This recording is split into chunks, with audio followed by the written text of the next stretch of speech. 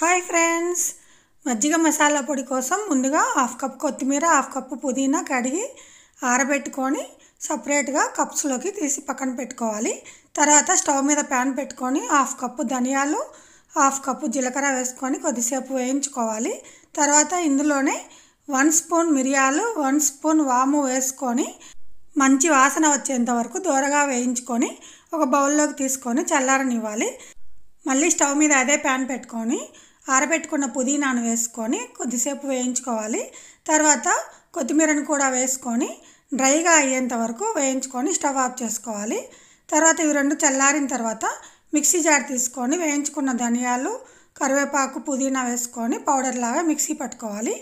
అంతేనండి, మనం ప్రిపేర్ చేసుకున్న మజ్జిగలో 1 లేదా 2 స్పూన్లు ఈ పౌడర్ కలుపుకొని తాగితే మజ్జిగకు ఎక్స్ట్రా టేస్ట్ వస్తుంది. హెల్త్కి కూడా చాలా మంచిది. మీరు కూడా తప్పకుండా ట్రై చేయండి.